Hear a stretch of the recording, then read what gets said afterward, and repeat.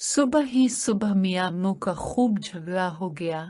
बेगम साहिबा गजबनाक है कर बोली, बस बहुत कर लिया बुरअस्त, अब मैं मजीद 1 मिनट भी तुम्हारे साथ नहीं रह सकती।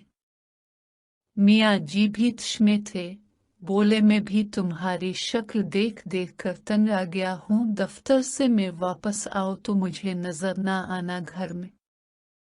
बीवी अपने घर गई तो अम्मा ने कहा, बंदे की पतर बन के आराम कर, वहां तेरी बड़ी बहन भी अपने मियाँ से लड़ के आई थी और वो इसी जिद में तलाक लेकर बैठी हुई है। अब तो ने भी वही ड्रामा शुरू कर दिया है।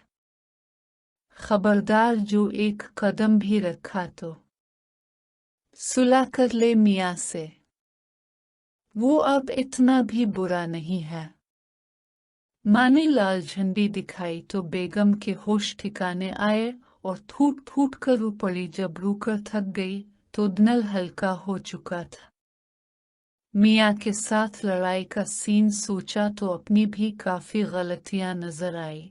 मुंह धोकर फ्रेश हुई और मियाँ के लिए पसंदीदा डिश बनाना शुरू कर दी। साथ इसबशेल खीर भी बना ली। सोचा शाम को मियाँ जी से मुआफी मांग लूंगी, अपना घर अपना ही होता है।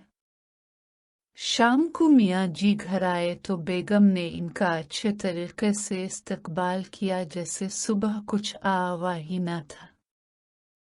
खाना खाने के बाद मियाँ जी जब खीर खा रहे थे तो बोले, बेगम कभी कभार में भी ज्यादती कर जाता हूँ, तुम नल पर मत लिया करो, गुस्सा कभी आ ही जाता है।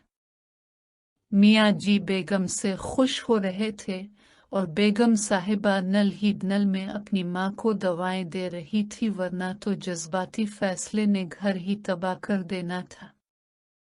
सबक: अगर वालिदैन अपनी शादीशुदा औलाद की हर जायज नाजायज बात को सपोर्ट करना छोड़ दें तो 90 रिश्ते टूटने से बच सकते हैं।